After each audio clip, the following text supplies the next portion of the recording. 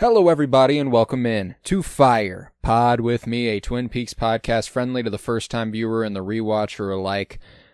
Today we have the penultimate episode of Twin Peaks, The Return, and therefore Twin Peaks at large.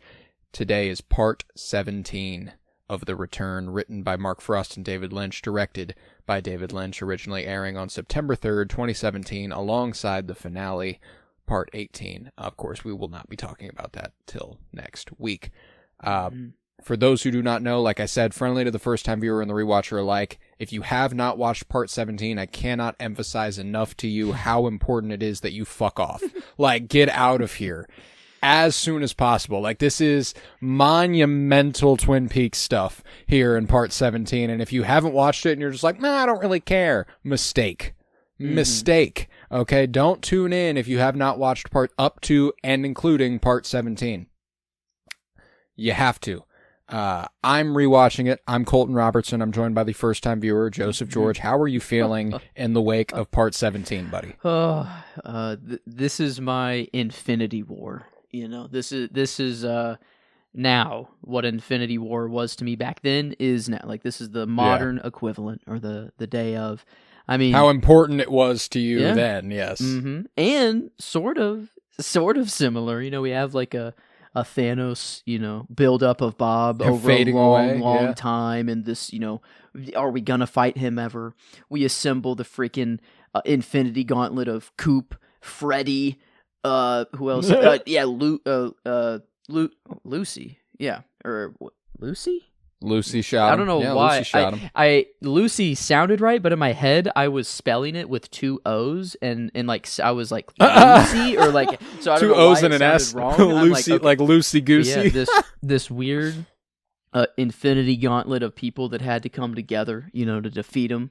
And so this is it would be a wild. I'm sure the Lynch heads out here are just so fucking happy to hear you compare Twin Peaks to the MCU in some capacity. I get more of let's see, how do I want to put this? It's not even in the same ballpark at all. No, whatsoever. No, not at all. But no, that's why, I completely understand what you mean. Yes. I can't count on a lot of people to understand what you mean. Mm-hmm. But no, you're right. In terms of the excitement, the amount of buildup specifically you've gotten, this is a year in the making for you. You have taken your time with this series, okay? You started this show probably pretty close to a year ago today. That's wild. Because we recorded it. We recorded probably starting in January of last year, and then we didn't put stuff out until February. True. Might have been February. Because it was late February when we started putting it out. But regardless, almost a year in the making as far as you taking your time, watching every episode, dissecting it, and picking away, which might as well, with a show like this, be 10 years worth of movies. Like, it is an unbelievable achievement, and we're almost at the end, and what a payoff some of the stuff that happens here is. You text me when the episode ended, and you said, my jaw was on the floor for the entire last half of the episode. I almost hit you back, where was it the first half? I thought it was the latter half, but then on rewatch, I'm like, wait, this shit starts so early. I'm like, holy shit, this was the whole episode. It was the entire episode. He shows up there at the beginning of the episode. Yeah. It was, oh my God. I am like, not knowing what's going to happen. I'm like, is he going to kill, is everyone dead? Like, is everyone that I love about to die right now? I was so worried. And then the sequence of events that unfolded, when we dropped. Hello, Andy. It's, oh my God. It's just, this is what it's all been for, And like, man, does it really seem that they actually had this planned out like 25 years ago? Yeah, they do a really great job of sealing the deal as far as making it all seem cohesive and not at all, I don't know, impromptu. Specifically, of course, the clip from Fire Walk With Me, which is so harrowing and like almost, it's haunting already. And then I remember when we talked about Fire Walk With Me, And I obviously fished hard here. I was like, what do you think she's looking at? You know, what do you think she sees when she screams there? And you were like, I have no fucking idea. Like, you were like, I have no goddamn, and of course, you have no reason to know that, oh, of course, Coop traveled back in time and she's seeing him. You know, like that's, it's slippery in here. Yes. And goddamn, like it whenever you think everything's right, you know, even when everything is going super well, it's like at any moment can it just completely coin flip and something bad is going to go wrong. It's like, like I don't know, last episode when Richard just literally explodes, you know, or just evaporates out of nowhere. I'm like, is this, if you just walk into a certain location, is this just a possibility for anyone now? Like, is it just fair game for anyone to spontaneously combust? So, there's many things to worry about the whole episode, but this, the alarms were on the first watch, and then the rewatch of it was so sweet. Like, this was a nice, I don't get to rewatch many episodes, I guess, of these. No. This one, I really needed to. Like, this was, I knew what happened. I digested it, or like I wasn't able to digest fully. Like the first viewing, I was just in shock. I was just like, oh my God, this is going down. I think a couple episodes ago, I'm like, yes, Freddy is gonna uppercut Bill or Bob into like the Shadow Realm, and bro, he punches him into hell. Like, it was, oh my God. So yeah, it was an incredible stuff to see, but still many questions are up in the air. That's for sure. No shortage of questions, zero answers, and an entire hour left. I know. Somehow. Oh God. Is Bob really gone? Is my main kind of question. He got punched. He was split into a bunch of different pieces, but he like floated up, and he floated up and out and through the ceiling. And, it was. That doesn't actually seem good. What does that mean? It's like, is he able to infect more now? And we'll get there. We'll do this scene by scene, and we'll discuss a little bit more what we're looking at there. But we'll begin in Buckhorn, South Dakota, where Gordon, Albert, and Tammy make a toast to the Bureau, where Gordon reveals a secret he has kept for 25 years, that before his disappearance, Major Briggs shared with Gordon and Cooper a discovery he made about an entity named Jowday, which over time has become Judy.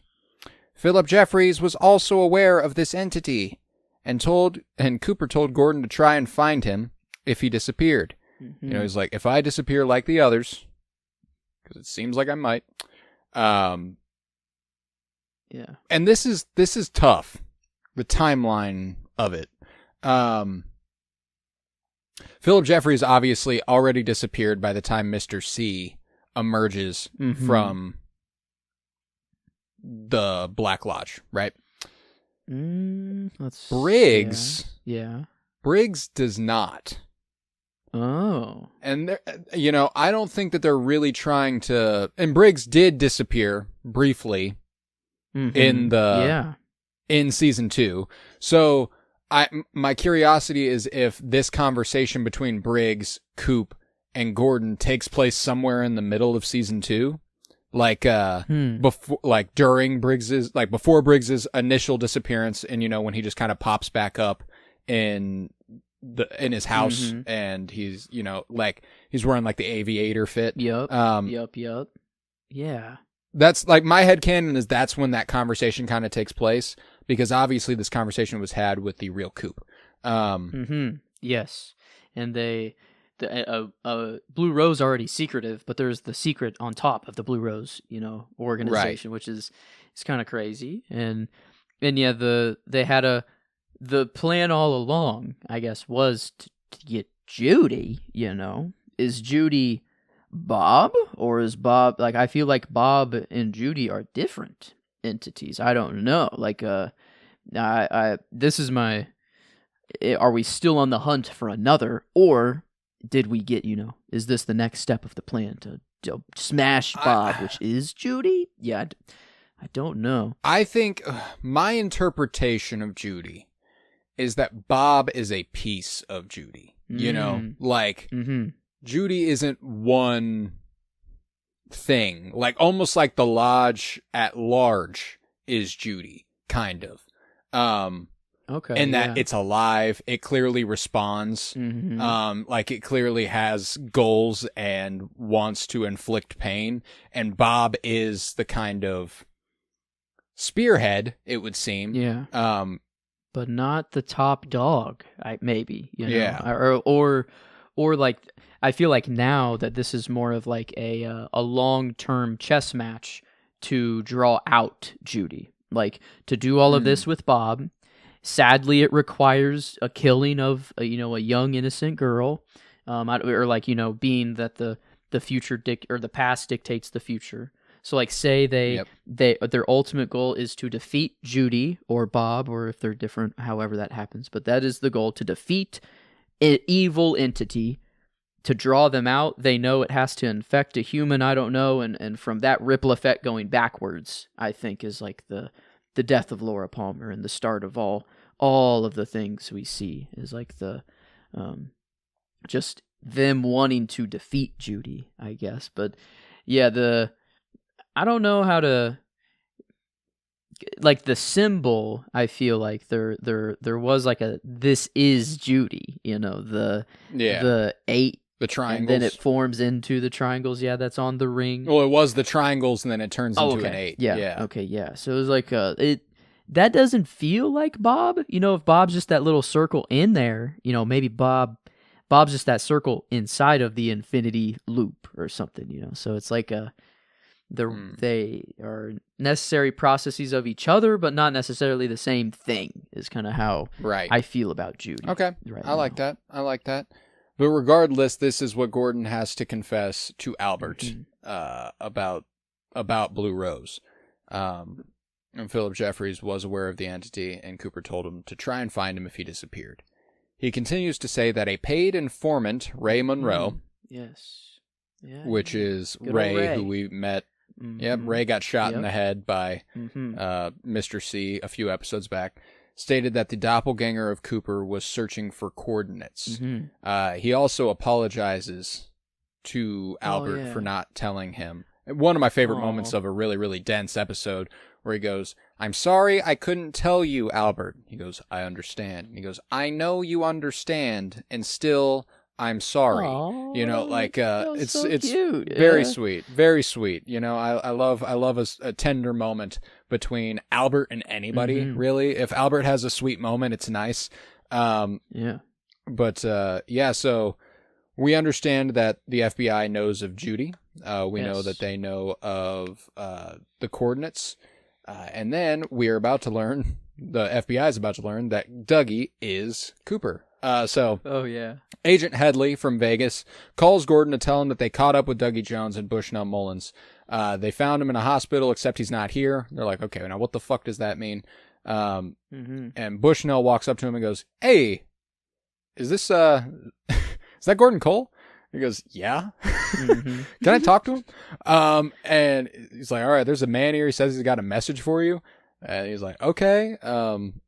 And Bushnell recites the message that Cooper gave him, a coded message, which reveals to Gordon that Cooper is Dougie Jones. And he looks up and goes, "Dougie is Cooper?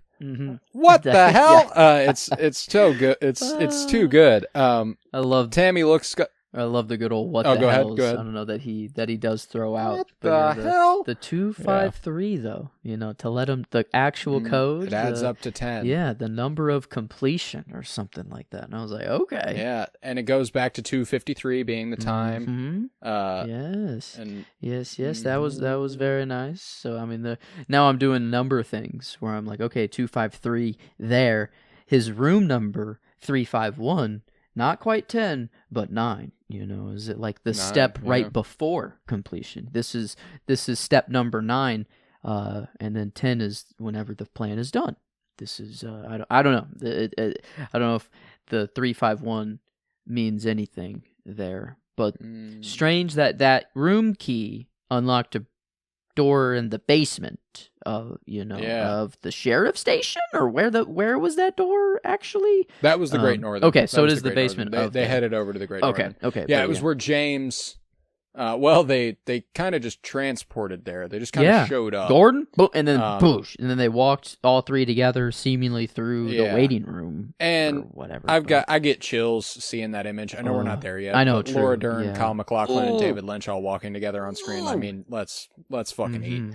I just, I'm a sucker for it. And regardless, Tammy looks up Cooper's activities. He's like, holy shit. He's been seen with like a couple of crime bosses. They attempted to assassinate him a couple of times. He won like $400,000 at a casino. And Gordon's like, that's weird. Why would that be why would he do that? And he goes, I bet I know where he's headed. And so they head to Twin Peaks. But we will head to the Twin Peaks Sheriff's Department where, in the cell block, the drunk sleeps but wakes up, much to Chad's chagrin. Nido makes sounds as she awakens, rousing James and Freddie, and also Chad is annoyed. She reaches up as she continues her noises, again imitated by the drunk, and you're like, okay, well, something's happening. Something's popping off. What's going on? And meanwhile, Ben receives a phone call concerning his brother Jerry and his whereabouts. You might want to bring a change of clothes. He was naked when we found him, and he says his binoculars killed somebody. I can't believe that's actually I didn't think of what Jerry thought in his mind. I thought he was just seeing something so bad that he didn't want to see, but to know that he thinks that he did it, or that his binoculars were that his binoculars did it. Yes, it's like, oh my god, that's so good. And yeah, I mean, it's crazy that is this really the culmination of Jerry's storyline? Is just witnessing? Oh yeah, Jerry's not in the show anymore. Yeah. Just, wow. It's just, yep, that's my brother. He's like that. Yeah, that's him. Well, and it's funny to think that Ben has only really been here to hear the sound. Yeah, true. That's all Ben did as far as contributing to the larger narrative, is that like he heard a weird sound that at the time seemed completely meaningless, and now all of a sudden has something to do with a portal into the past. In the basement of the Great Northern. Okay. Yeah, sure. Why not? We got might as well. 3 locations. I feel like the triangle, or we got the Great Northern, we got the sheriff station, and we got the pool in the woods. Whatever, the floating Black sycamore Lodge pool. And I guess 2 of them now though. The true. one Coop went into originally, maybe that one's closed up now. I don't know. We haven't been back there. Maybe that one's not even there. But we got the new White Hole. Yeah, I'm curious about the reasoning we never go back to the original one. I don't know if it's a practical reason. Like, maybe the spot is literally, I mean, obviously it would still be there, but maybe there's something. Oh. Is this one supposed to be the original spot? Like, are these, the 2 in the woods, are these supposed to be the same? And just it's different because it is 25 years? I can't really tell if they're supposed to be the same, because they appear in completely different spots to me. Like, the way they look is massively different. And 25 years between filming, there's every bit of chance that wherever they filmed the original 12 Sycamores has been like deforested or something, and like something's been built there, or there's no there, or if that was even ever an actual piece of land, I don't know. It's so not sure why we never go back there.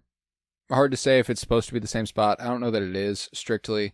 Because I guess it came with Nido, or soon to be Diane. So that was okay. I did not expect that one, but it seemed that popped up whenever Nido, it came with her, or that's how she got there. Yeah, and like it didn't seem that she came through the vortex like everyone else, or like when they look up, it seemed that those 2 things, Nido and the portal, were there, and then it then brought upon the vortex that they all could look up into or something. But yeah, this. I never thought about the original one Like where the sycamores, yeah. I'm not sure, because we do see a sycamore tree here this episode with Mr. C standing before it, and it's like floating above the pool. Yeah, like it looks like it anyway. Yeah, I don't know, but regardless, the doppelganger reaches the woods outside Twin Peaks, arriving at the coordinates, the same location where the sheriffs found Nido, and a portal forms, and he is transported to the Fireman's Theater. Where Major Briggs's head floats. The fireman levitates as the screen shows the Palmer house, then a road in front of the sheriff's station, where the doppelganger is then transferred.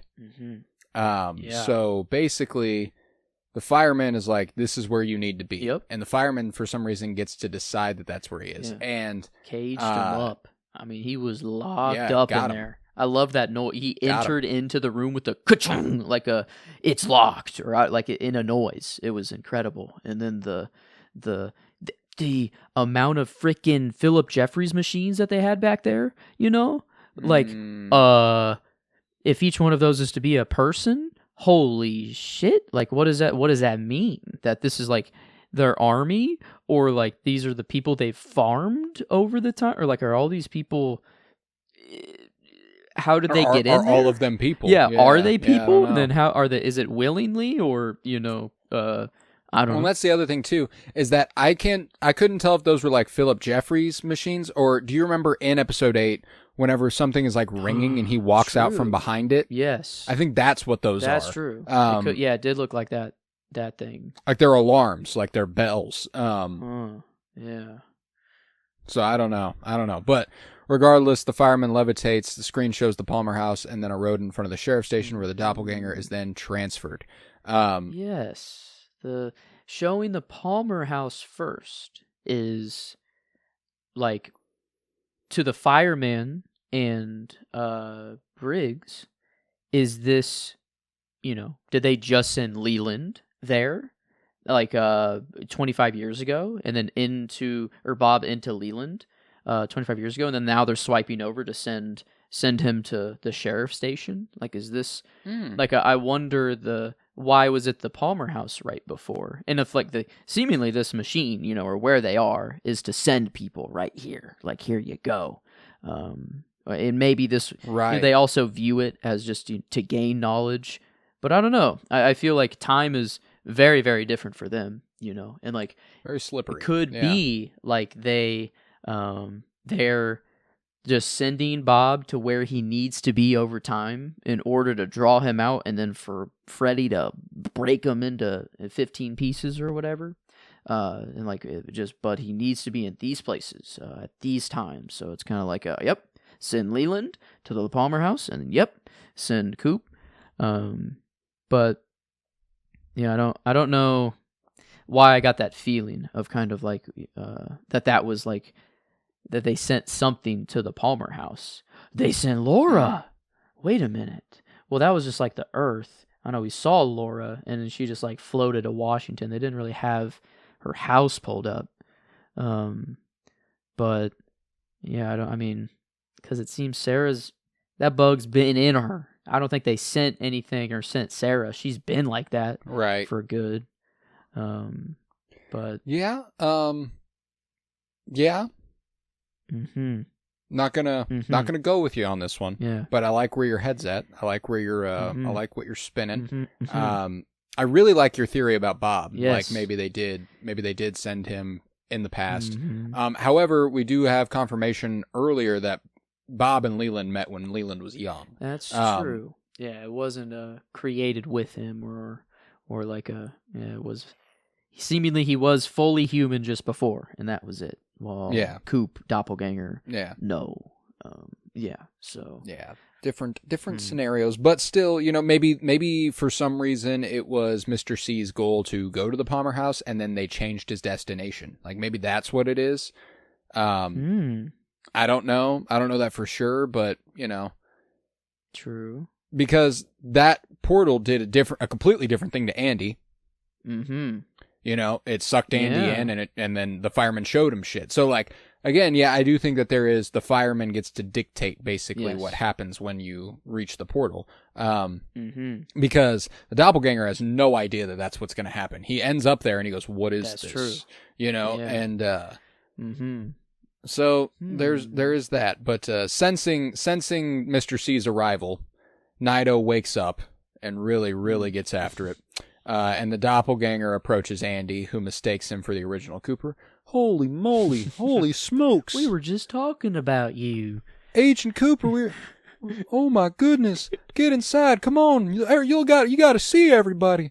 And as the chaos ensues in the cell block, Chad decides to take advantage of it, removing a cell key from his boot, and Andy brings Cooper inside, where he meets Lucy and Frank, and couldn't be more obviously trying his best to act normal.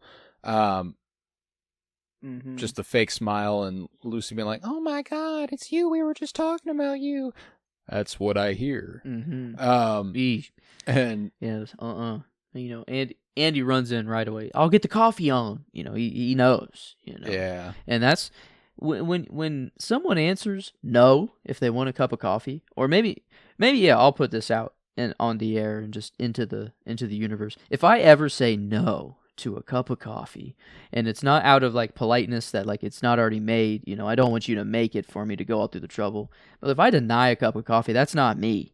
I feel like it, you know, that is another version. No, of me. valid. Like, watch out. Valid. If I say I mean, no. like, there's got to be very specific circumstances. Like, I had to have just drank coffee.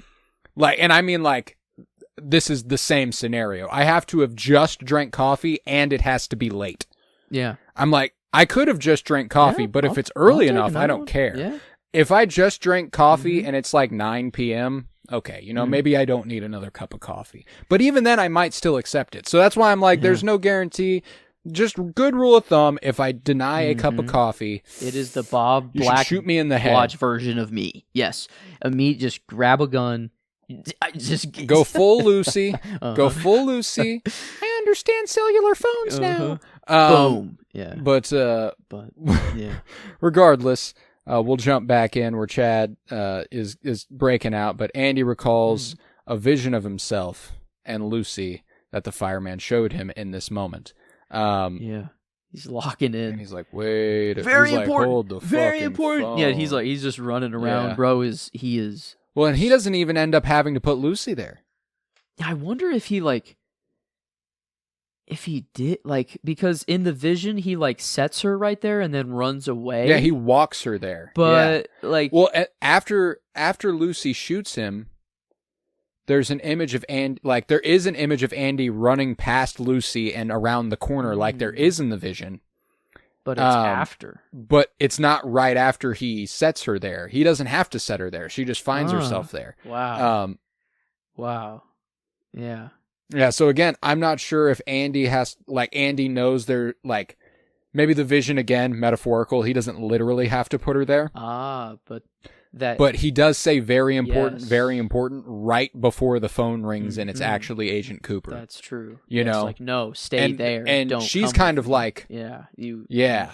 Like, you need to take this So call. I think he doesn't have to literally place her there, but he's like, you gotta listen and you have to pay attention. This is very important. And so he kind of guides her hand almost. So, again, it's full circle with your whole theory about Andy and Lucy being somehow touched and kind of, you know, in connection with something that's beyond this earth, because they are. But using a key he stashed in his boot, Chad leaves his cell and goes to the armory. The doppelganger goes to Frank's office as Andy gets Hawk. Chad slowly loads a revolver, and the drunk peels a bandage off of his face and starts scratching, which is disgusting and hard to watch.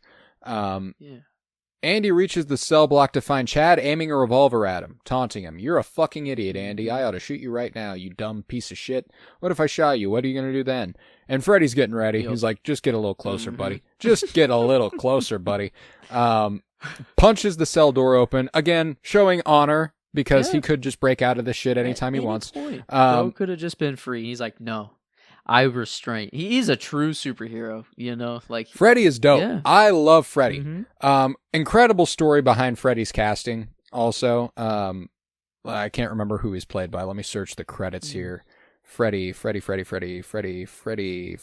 played by Jake Wardle. Jake Wardle was just a YouTube personality who could do a bunch of different English accents. Like he would go like, borough by borough, neighborhood by neighborhood, the slightly different English accents, and he would put them on display. And David Lynch saw that and was like, I like him. Let's figure this shit out. Wow. And then he inserted Freddy, which is just utterly insane. Wow. Post those YouTube videos. You never know who's going to watch them. Yeah, I you guess. never know who's watching. David Lynch is just watching on YouTube. He's like, this guy's funny. Let's get him in the show. I like him a lot. He's really good at that accent. Man, and why did he have to be someone from the UK? Like, it is the weirdest story, insert of a character. Told me to get book a plane ticket, fly over Twin Peaks, Washington, US of A. Like, we had Dick Tremaine, but he was just faking being European. Was he actually? Like he's or like, was no. I mean, he had that posh accent, but it wasn't even English. He was just kind of speaking that way. He was just like, I'm better than you, and I know it. But this is the true, which is forced. There's not. I don't know that there is a place on Earth that you naturally sound like that. Maybe a true nepo baby. Like if there was, you never left your house. Like this was all the men's voices you heard in your life, and you just Dick Tremaine, men's fashions. But this is it's like Sean Connery. Is Freddy the only non-American? Pure. I'm trying. Non-American in, I guess. Josie Packard and her was not crew. American. That's true. Yeah, Joan Chen was not. Briefly, Catherine Martell. That's a joke. Oh, that's right. I was like, wait, how is? I'm like, how does Cat? I'm like, how does that? Oh my god, I forgot. Yeah, the one of the one of the only things that hasn't aged well, honestly, in the entire show, and it's still kind of, but it works because she's not a good person. She's evil, so like it actually plays into it. So, but wow, I forgot about that. I was like, wait, Catherine? I'm like, European or non-American? Okay, no, tracking. But none of them even came close though to the importance of Freddy. Freddy came in and just went ham.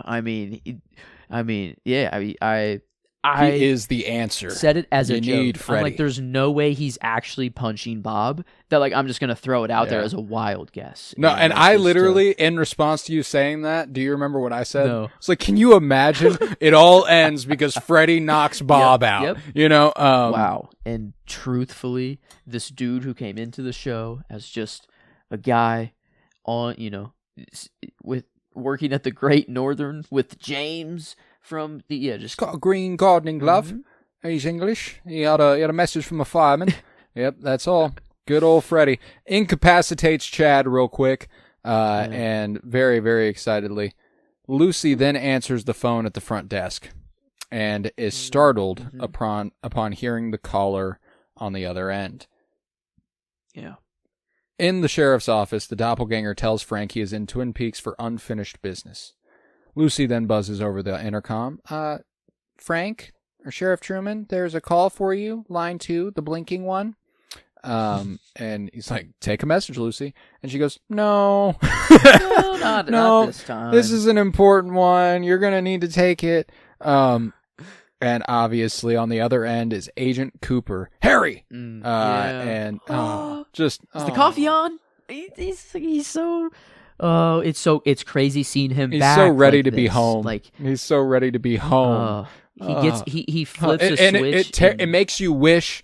It makes you wish so fucking badly he'd been like this the whole goddamn time. Like you don't even realize how much you miss Agent Cooper until he comes back, and you're like, oh holy god, shit, I missed Agent like Cooper so all fucking the bad. time. He was so joyful. Like his face is different. Like it's because Dougie, there's nothing. It is just Dougie, and there's a little bit of happiness there, but still, it's not. I don't know. There's a blissful ignorance to Dougie. He doesn't know shit, and therefore everything's awesome. Yeah. But then Mr. C. This is that's Mr. C is like this. It's whenever he emerged. Like obviously we've grown kind of used to how good Kyle MacLachlan is at this because we've seen Mr. C and we've seen Dougie. And obviously, Dougie is kind of blank-faced, not much going on. Doesn't feel like he has to do a ton of heavy lifting, except for every once in a while, there's this light behind his eyes where he's seeing something and realizes, like, wait. And then like, Kyle MacLachlan gets to show off a little bit. And he gets to show off as an evil guy, as Mr. C. And then he pops back up as normal Coop, and you go, oh my God, he was so fucking good at doing Dougie Jones and Mr. C, because this is what he's like. I don't know. He's incredible. I love me some Kyle MacLachlan, and getting to see him on the phone, excitedly trying to talk to Harry, but unfortunately he doesn't know talking yet. to his brother. Yeah, he doesn't know yet. And it's like, oh, that was another realization of, like, he just has no, like, he doesn't even know he's in the hospital, you know, or, like, that's, like, oh my God. He doesn't know where his boy is. Oh, yeah. That was, like, it was such a happy moment, but then, like, in that split second, my heart just sank. I was like, no. He's like, he was expecting Harry to be there, but it's okay, you know. But it's all right. It's all right. These things happen. Yeah. You know, Frankie, he's like, no, yeah. Oh. We'll see you soon. Huh. Okay. And upon realizing what Frank is realizing, the doppelganger draws his gun, as does Frank, but before either can shoot, the doppelganger is shot and apparently killed by Lucy. Let's fucking go. She yells, I figured out how cellular phones work. Yes. Good old. And still on the phone, Cooper asks, what was that? And Frank goes, I think this one's dead. Mm-hmm. Which I think is something that's been said before. I think. Did that line ring a bell for you? I think this one's dead. I think this one's dead. I don't know why, but it seems like Mike, if anyone, is the only one that's, like, coming up in my head, but I don't remember it. Yeah, clearly. Don't look anything up. I'll look it. I'm gonna look it up real quick. I think this one is dead. Twin Peaks, because oh no, I was thinking the Gordon Cole, but with Shaggy. But he just goes, he's dead, or just I don't think it's. Oh yeah, I don't think it's that.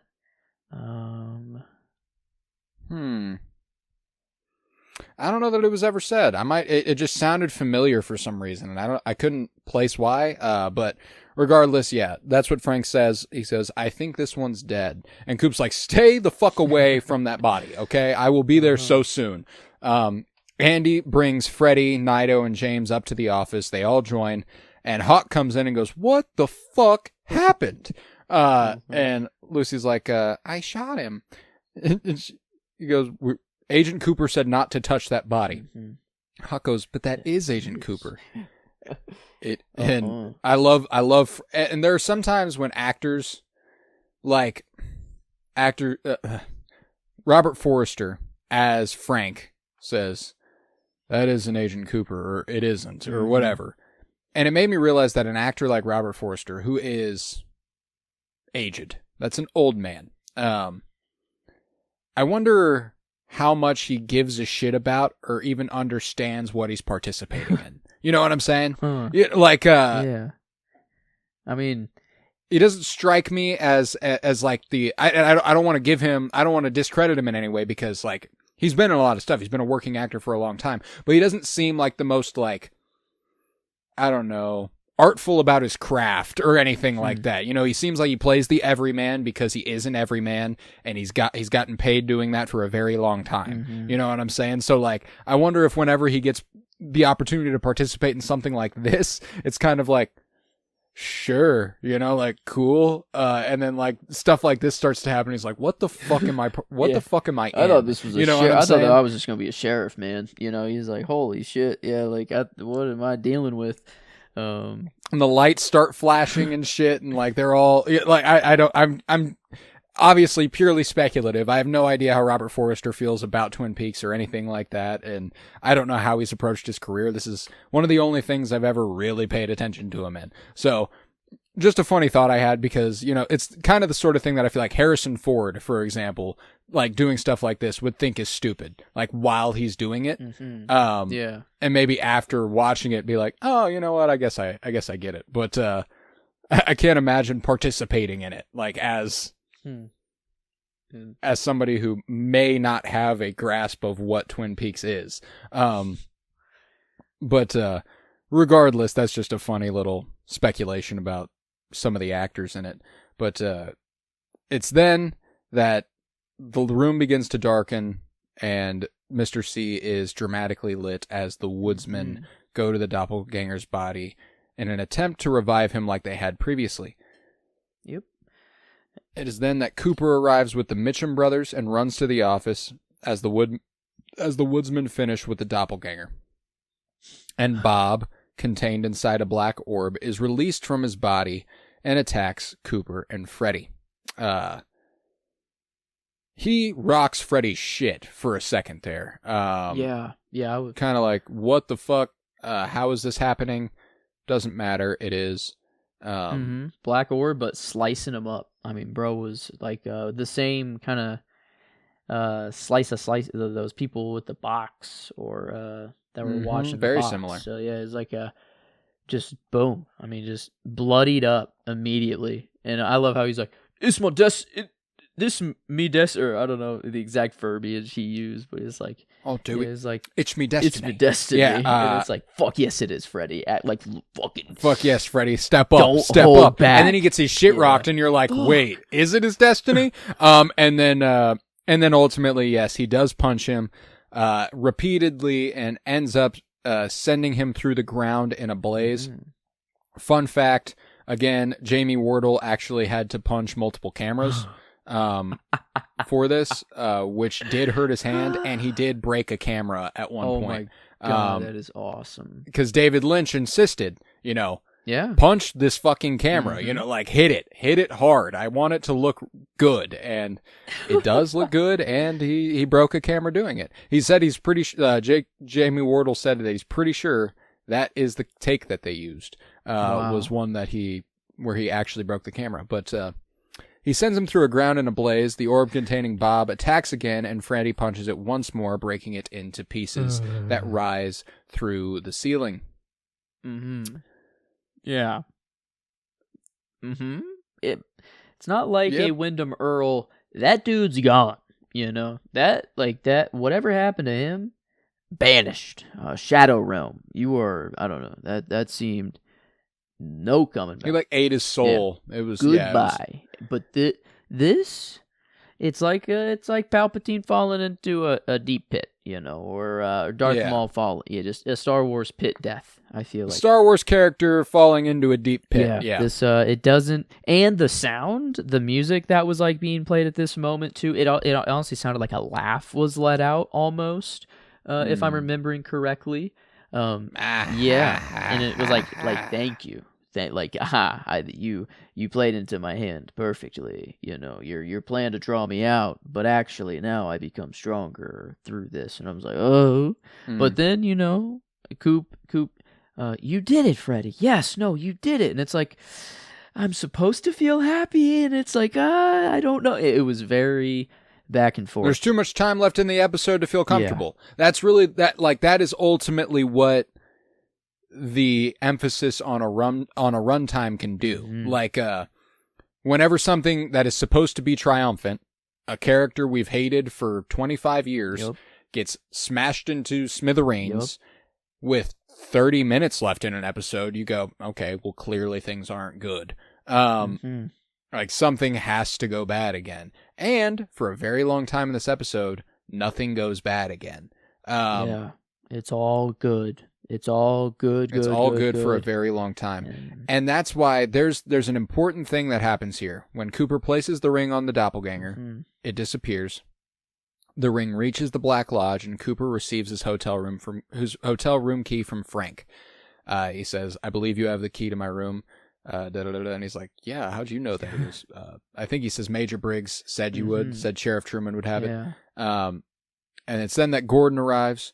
Cooper notices Nido as Bobby arrives, and Cooper comments that Bobby's father was aware of the events taking place.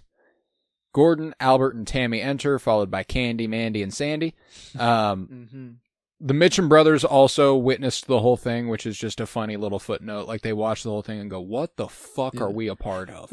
I think one of them says, like, one for the grandkids, you know? And it's like, they're not believing one that for the shit. grandkids. Like, they're No. like, no one is going to act. You can say the full truth of this to anyone, and they'll be like, okay, all right, whatever. Like, they're sure.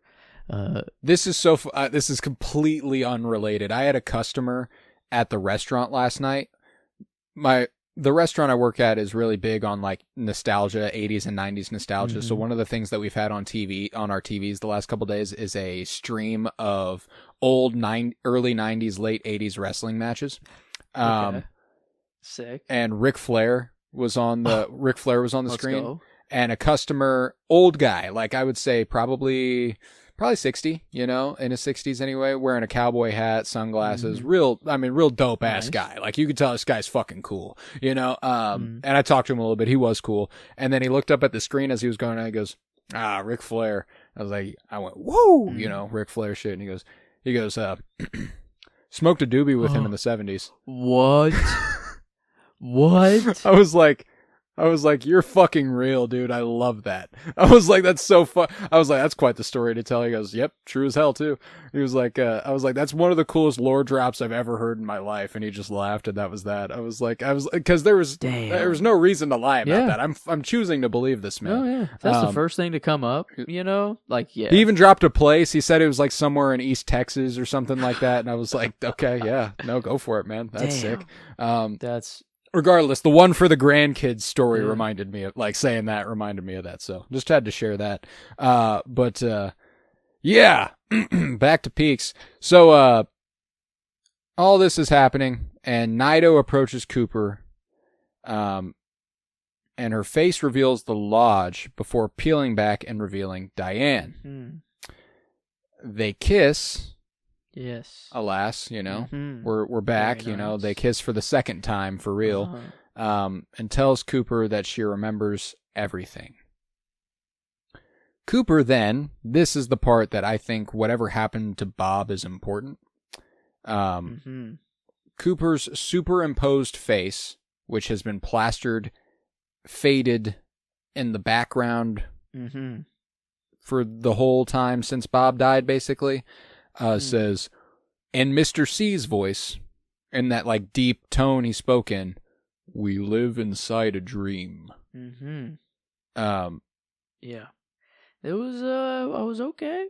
This was very strange, you know. And then it just stares at the screen the whole time. And it's... Now, I don't know...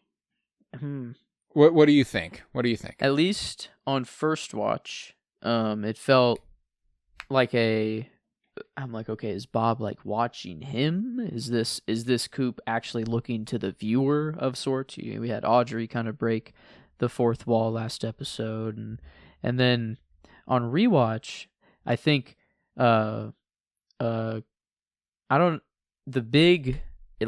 appears on screen right when he looks at Naito. The second he looks over there and sees her, and I think Coop is the only one in the room to know that that's Diane, maybe, you know, because I think it's like he's waiting for her to become Diane again or whatever to happen.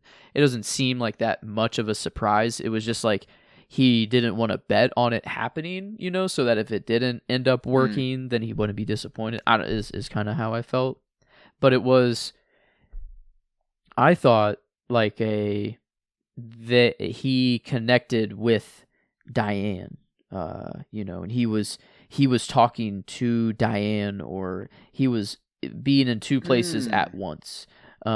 He was talking to everyone else that was there, telling what was happening, but also to whoever else, I guess, in the somewhere else. I do think it's important to note that he says verbatim, yes, we live inside a dream, which is only something Gordon Cole has said and communicated to Albert and Tammy. Yeah, and like they do, Coop, Diane, and Gordon just they do just like disappear together. They do, and then like that shot of them like walking, they're walking through the forest or walking through like the waiting room, to get to the next place. So like they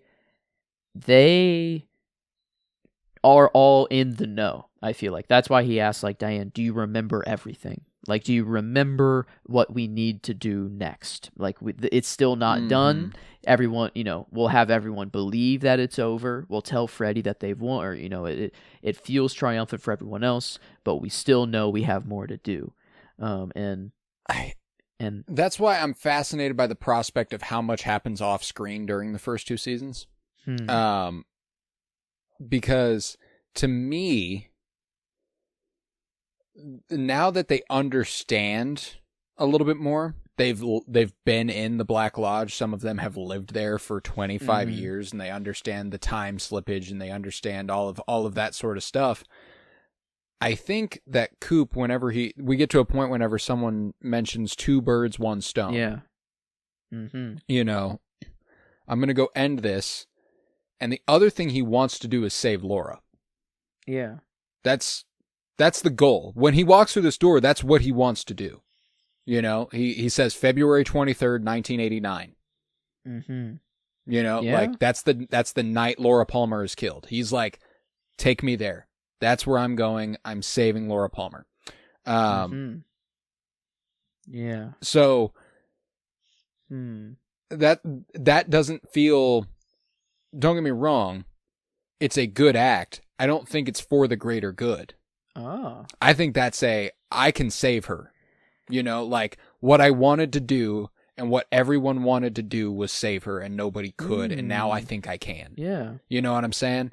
Like, I don't think that's strictly like this will help in the fight of good versus evil. I think it's like, now I think somehow I can save Laura Palmer, so I'm going to try to save Laura Palmer. Yeah. I did more view it as like an act for the greater good, or like a more of like that this needs to occur in order to change what has already happened, with the Bob future where Laura does die. And then like now this is the correction, that if Laura doesn't die, then X doesn't happen, Y doesn't happen, up to 25, wherever they are. All of that stuff doesn't happen. It's such an irresponsible move and unpredictable that I do not think it's for the greater good.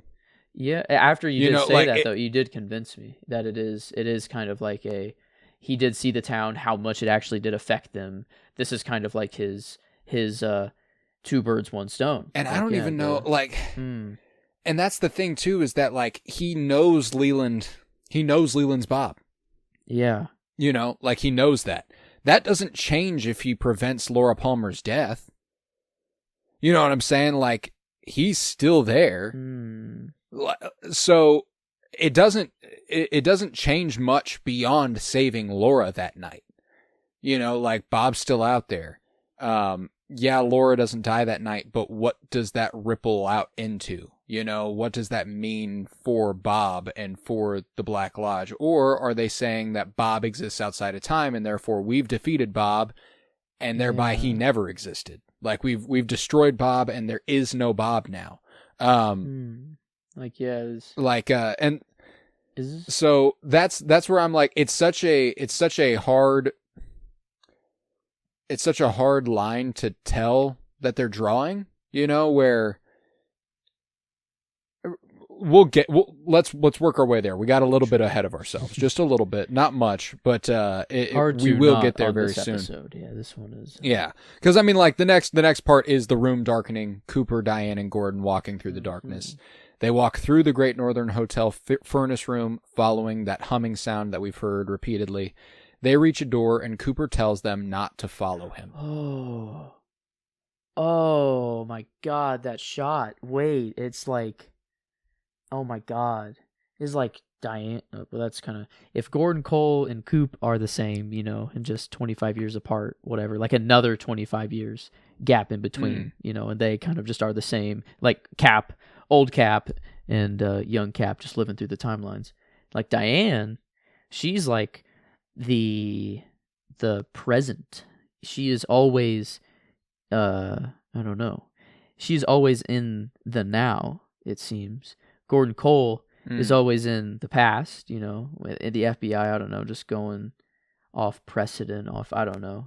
He's older, I feel like, is the past, but Coop is very future mindseted. Yeah. And that's like that was him pulling, like he had to pull them through there sort of thing. Like he, like leading kind of like he does Laura. Like, I don't know, like he needed to pull them. Like they wouldn't have moved on their own, it seems. He needs to lead them. And so something else with an hour left in the story, which is very, very important. Yeah. You know, like there is more story to tell. They show us, sorry, I'm getting ahead of myself again. Let me continue. He asks them not to follow him through the door that will lead them through the woods, and then ultimately to the meeting point with Philip Jeffries. Mm-hmm. For some reason, this is something he has to do on his own. He enters the door and meets Mike, who recites the Fire Walk With Me chant before being transported to the convenience store. They reach the Dutchman's and meet with Jeffries to discuss the date February 23rd, 1989. And this is when we get a line that I actually recited for you in episode 1. Whenever people tell us, I had people tell me spoilers without spoiling things. You know, like, give me a line that he will not understand until he hears it. And one of them was from someone on Instagram called The Fit and Nerdy, said, "It's slippery in here." And you ran with that. You were like, what the fuck does that mean? And like, again, now you know, it's Jeffries exists outside of time. Yeah. It is literally, time is slippery in there. Which is why whenever he did show up at the FBI offices and he's like, 1989, what the fuck? You know, like, again, all that context comes back. But they discuss February 23rd, 1989, and Jeffries gives him instructions to find Judy, and out of the steam, an owl cave symbol turns into 2 diamonds and then an 8. Yeah. Cooper is transported out. 8, 9, 10. Well, no, he already did 9, so no, that 8 doesn't make. I guess felt like it was either 8 or infinity. Or is I like infinity. Yeah. I like the idea of infinity more. Like it's just a different angle of it. It was. But regardless, we then smash to a black and white clip from Fire Walk With Me. Yeah. The night of her death, Laura leaves her home with James as Leland watches. Cooper is transported nearby as Laura and James discuss. It's a scene from Fire Walk With Me. The scene whenever Laura is about to leave James. And she spots him when she looks past him and screams. You know, James has no idea what she's screaming about. Now, another layer to this that she obviously does point out here shortly is that he appeared in a dream to her the night before. Yeah. The dream that Coop doesn't see until nights after Laura is dead.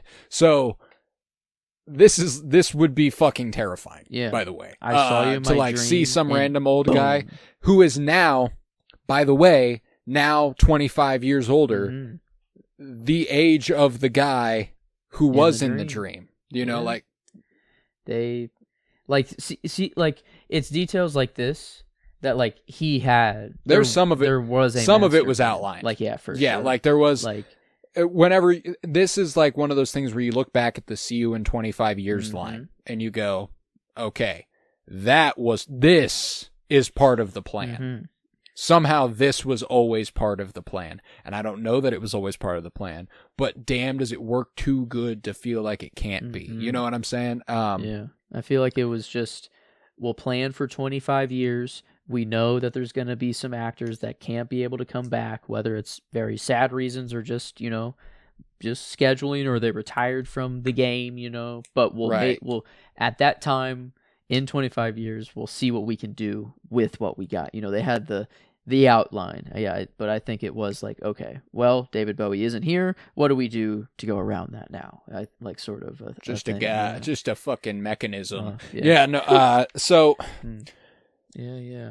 We then see James start to take her home. She jumps off the bike and screams, "I love you, James," and then runs off into the woods. And upon rewatching this, obviously whenever we were in Fire Walk with Me, like, how do you ride off? Like, all due respect, I know James blames himself really, really bad, but like, I mean, this makes it look really, really bad. yeah, like you didn't. I don't know. Like, she jumps off of your bike, screams "I love you," and then runs into the woods. Yeah. Dude, you got to pull your bike over and follow. I understand how you feel like you can't save her. She don't want to be saved. Don't save her. J. Cole said it best, but I mean, not even. I don't know, attempt, dog. Maybe it's time. Like, not like. Well, and that's the thing is that like he did attempt. Like he had been attempting. He was taking her home. She didn't have to jump off the bike. She didn't have to do any of that. She just does it. And so it's like, okay, well, you know what? Fuck it then. I'll leave. But yeah, it doesn't look good. It doesn't look good. Especially not devoid of context, but in this context, it looks bad. I can't blame him for blaming himself is ultimately what I'm getting at. But she runs off into the woods. We see Leo, Ronette, and Jock wait for Laura, but she instead encounters Cooper, recognizing him from a dream. And now this is one of the best scenes in Peaks, period, because we do have a modern Cheryl Lee playing a young Cheryl Lee. And when it was in black and white, I actually thought it incredible. Was young. Like, I'm like, wait, what am I watching right now? I was like, how? And what's cool is I don't know what the visual effects stuff going on is. I don't think it's not CGI de-aging. They have a bunch of makeup on her and they're lighting her very specifically. And it looks so good. And even when it goes to color, obviously you can tell she's older, but it still looks pretty fucking great. Like it's shit. It didn't hit me until the transition to color. Like, when it was all in black and white, I thought this was legitimately young. I was like, how are they compositing young this? Laura. I'm like, how is this actually happening? And then when the transfer to color, I'm like, oh my god, wait, that's just her in film. They're just filming that again. That's just her. Yeah. Dude, it's so good. It's so good. But she recognizes him from the dream, and he reaches out to her, and she goes to him. He walks with her hand in hand, and we get these flashes of the future from there, past for us, which is Laura's body outside of Blue Pine Lodge, slowly fading from existence. Cooper tells Laura that they are going home, which again, just an incredible needle drop. We're going home. Do I want her to go home? Like, is her home going to be good? I guess Bob is gone now, so is he out of Leland? That's the other thing too, is that like, Sarah, I don't know what does he intend on taking her to the future? Like, what's his goal? What's his end goal here? Because I think he's taking her to the coordinates. Yeah, but it's in the Twin Peaks woods where the white pool is, as it were. But that's at least what it seemed. And then I guess it's a little slippery. And then obviously she's gone. But we get the original first shot of Twin Peaks, which is Josie doing her makeup. Pete kisses Catherine goodbye and goes fishing. There's no body for him to find, and we get a modern, a recasting of Pete. Obviously, they don't zoom in on him or anything, but they show him successfully going on his fishing that day instead of finding a body. Okay, so this wasn't Jack Nance like 25 years ago. They just filmed it knowing to not use it. They just filmed a new thing. Okay. That would have been crazy. There's no she's dead wrapped in plastic. Like, if they Then we go to the Palmer house. Oh yes, that's right. Oh yeah. Which I was like, I think is now. Yeah. Seemed like it. Sarah wails inside her home and destroys a photo of Laura's homecoming picture. Yeah. Okay. Weird timing to do that. And I don't. That's why I don't really like the idea of Sarah or Laura going home. Is that her home is not the best. And if it is future home, and I still If don't it's even present know. home, no matter what, it's not Yeah, great. and maybe if it's past home with Bob now gone, no longer in Leland at ever, maybe, I am dead, yet I live. Yeah. Um, I don't know how to resolve Sarah, because Sarah seems from childhood, very, very young. She is that way, that thing that I don't know. She seems Judy, She seems to be Judy. If there's anyone to be Judy, like Bob is bad. And he's strong, and he shows it, But Sarah is holding back, just taking a little nibble out of someone's neck at a bar, she is truly scary. So, yeah, I don't want Laura to go home at all until there's more that needs to be done in order for her to go home. So I hope that's what Coop means. Is like, yeah, we're sadly going to go kill your mother. I'm so sorry both your parents had to die. They happen to be just two of the most evil entities that we know of. But yeah, your mom's got to go. She's Judy, and so yeah, but at least Laura's back, the best of them. So, sad that it is kind of tragic for Leland and Sarah, because it felt it was against their will, and just, thrusted upon them. But I mean, Laura, that's just pure, I don't know, even more innocent somehow. And I want her to return. She hasn't done much wrong, as Sarah and Leland had, or Leland definitely has. But I don't know what Sarah's been up to in the background. So yeah, this is I think at least, regardless, she doesn't seem to reach home. So yeah, not yet. So yeah, glad kind of not yet. I'll wait till next week. There's vagueness to the end here, where Cooper leads Laura through the woods towards the portal at Blue Pine Mountain. But he suddenly hears the strange scratching sound behind him. And when Cooper turns to look, Laura is no longer there. A confused Cooper briefly checks his surroundings before he hears Laura's screams echoing through the woods. Fuck. Yeah. Not good. Yeah, this is the Bob splitting into multiple pieces and seemingly. Well, now I ask you. He'd already changed enough. Yeah. He had already changed enough, because they show us the future where she doesn't die. She's not found at Blue Pine Lodge, all that. This whooshing sound and the scream that accompanies it. I asked you very, very early on, I think it was episode 3 of The Return, if you would really, really hold on to a moment with Laura where she screams at the top of her lungs, and we hear this whooshing sound, and then she flies out of the Black Lodge. I think these are the same moment. Now, I don't know why. I don't know how. I have my theories. I'm saying I don't know why. I don't know how, because you haven't watched next episode yet. Yes, Laura. But yeah, so I ask you to recall that, that first conversation she had with Cooper in The Return that ended with her, she says, "I am dead, yet I live." And then she looks up, she screams, and flies away. And we hear the exact same sound here. I don't know if it means that they're the same moment, but at least saying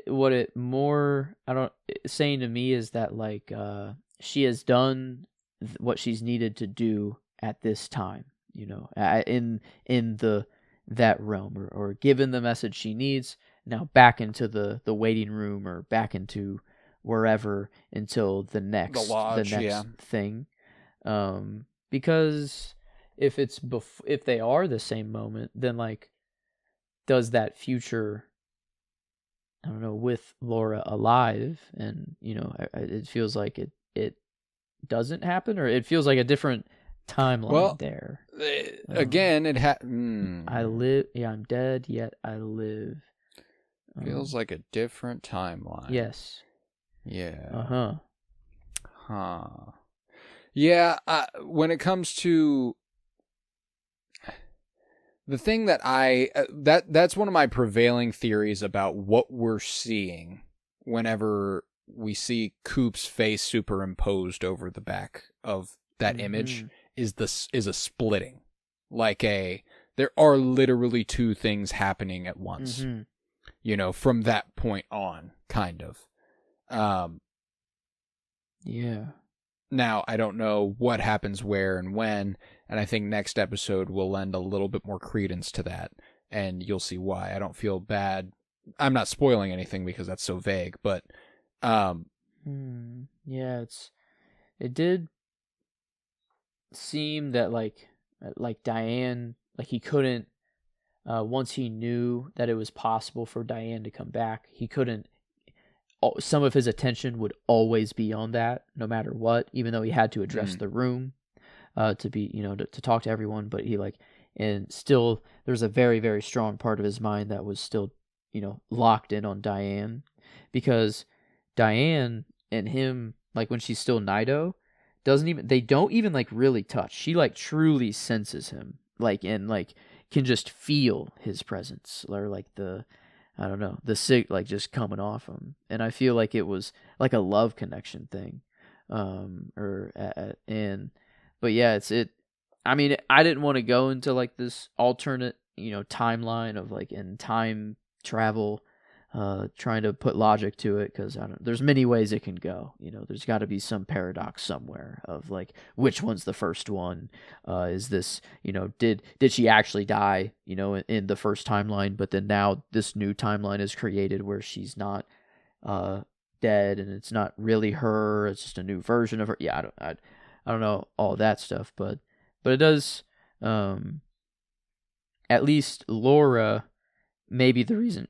Oh, wow, I haven't voice cracked in a while. They're a good one there. But maybe Laura being like the initial call to help, the initial, like she was the, I don't know, the first dream that did happen, which was interesting. Like but maybe a dream within Gordon Cole's bigger dream that's been going on the whole time. And so yeah, there's a lot of layers to this time travel. But there's a ton. And not to mention that the episode does end with a performance by Julie Cruz, who is not a newcomer to Twin Peaks. She's appeared multiple times performing songs, most notably during the show's biggest moments, and most notably during the movie. She is in Fire Walk with Me, the scene whenever Laura Palmer is smoking at the bar, bathed in that blue light, crying, a few nights before she dies. The next week, timeline-wise, in the pilot, Julie Cruz performs Falling and the Nightingale. Then the next time she appears is the episode that has become infamous, Lonely Souls, Season 2, Episode 7, whenever it is revealed that Leland is Bob, and that was the last time she appeared until this. Wow. So there is, there's a history of Julie Cruz popping up at the most important moments for Laura Palmer. Judy. Julie. We're not going to talk about Julie. Oh, yeah. It's maybe she's Judy all along. No, I think, or this the usher. Judy. The harbinger, she's the Silver Surfer of evil, Julie Cruz to Galactus. She's bringing Judy in, letting Bob and Judy know where to go, and because there's still a lot that needs to be done. There's still he gave the idea to the rest of everyone that it's been done and it's resolved, but no, there's a lot still up there that I need. Audrey, I guess that's crazy that is it. And I'll just have to deal with that. At a normal, I'm fine with. Actually, I don't want any more to come from them. But no, with Sarah, with Laura, with Coop, with Diane and Gordon Cole, and this big dream. Whose dream is it?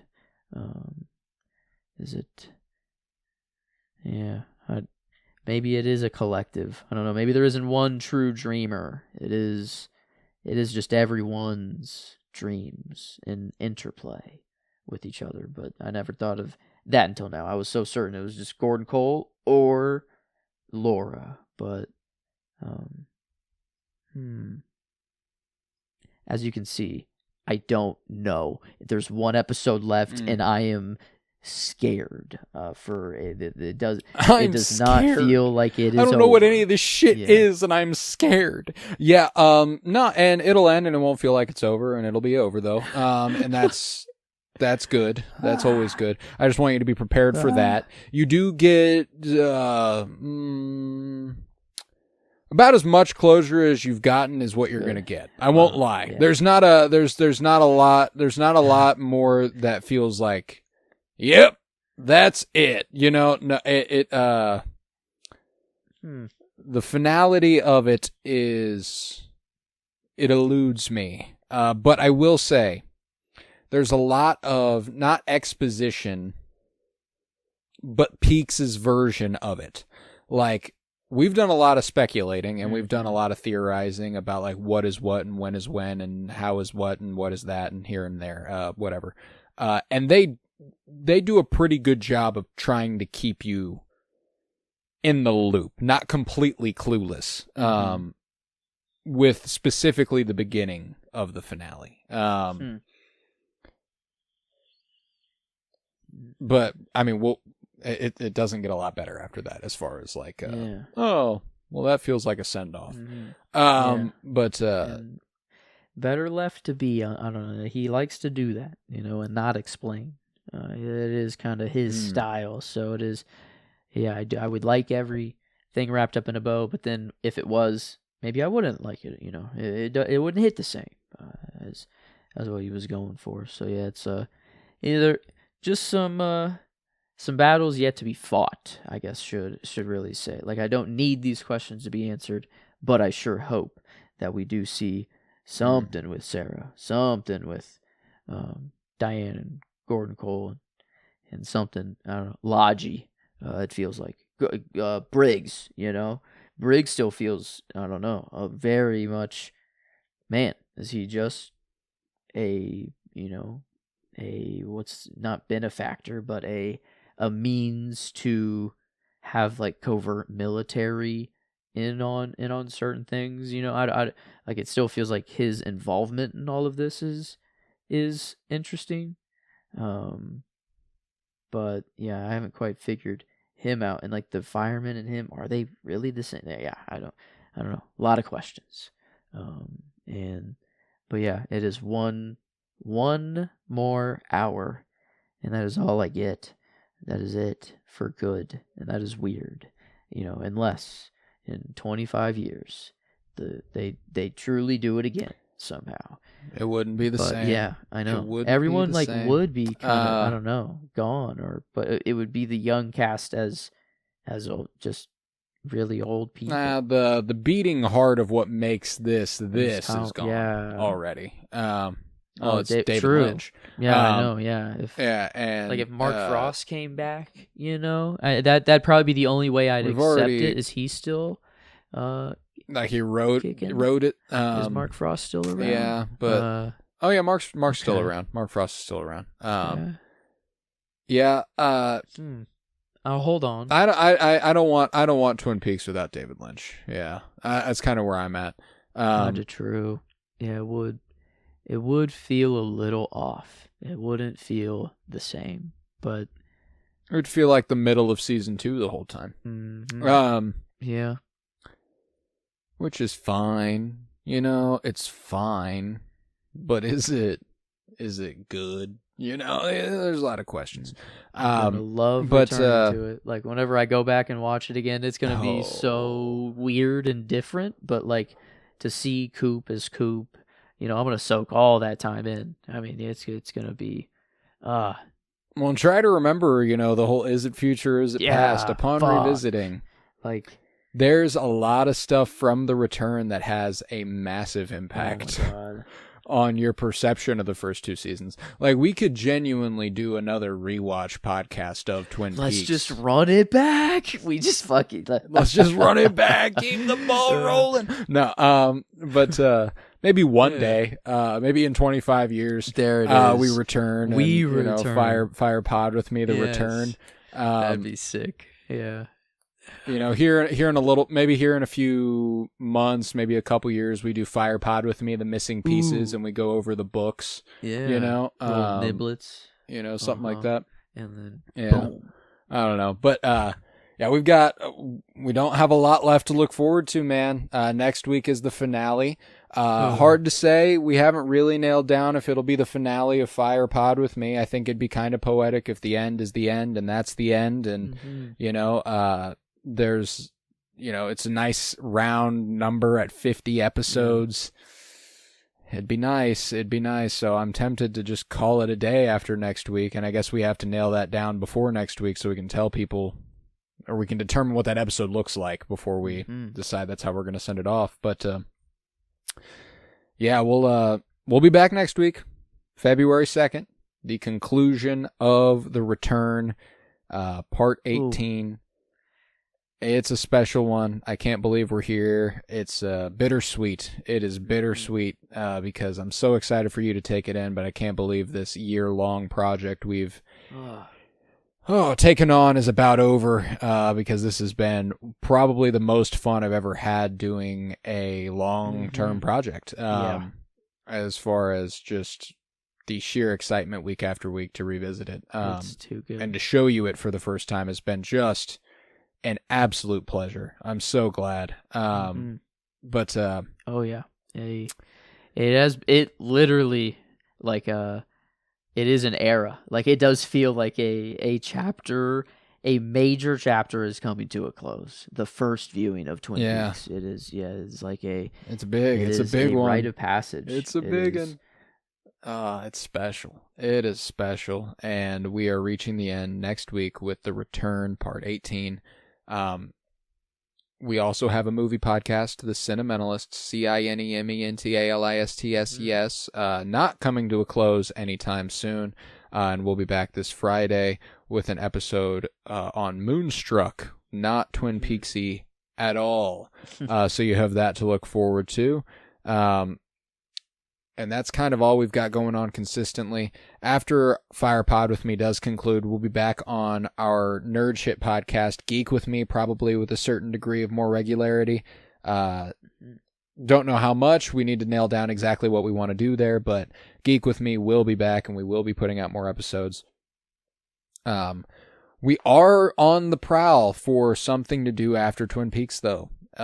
Maybe with this show itself, maybe starting another TV podcast, you know, maybe Fire Pod with Me should just be immortalized as Fire Pod with Me. 50 episodes. There you have it. It's done. It's there forever. Anyone who gets into Twin Peaks looking it up goes, oh shit, look at that. That'd be nice. But, you know, we've created a nice little audience for ourselves here. So if you do have any ideas on what our next television coverage should be, we would love to hear from you. You know, we've had a few ideas floated. We've talked about doing a Westworld rewatch podcast. That's one that we love a lot. I had the idea, again, first watch, rewatch vibe here because I've watched it. Joseph has not. Mr. Robot. That's a big one that I know a lot of people like and is niche enough that it doesn't have like a huge podcast presence. We discussed the Twilight Zone. We discussed we discussed a lot of stuff. So if you have ideas for a show we should cover in full, hit me up. I'd love to hear what you have to say, what you think we should do, because that's ultimately very important to me. It's not the be all end all. You know, I can't promise that I'm going to be like that's what we're going to do, but at least you get the idea popping. You can get me excited about something, and we might act on it. So be the one to give me that idea. I'd appreciate it. But yeah, with that, I was Colton Robertson. I was joined by Joseph George. Thank you very much, homie. Thank you for having me. It's always a pleasure to be here, homie. Oh, it's always a pleasure to have you. And remember, I'll see you in 25 years.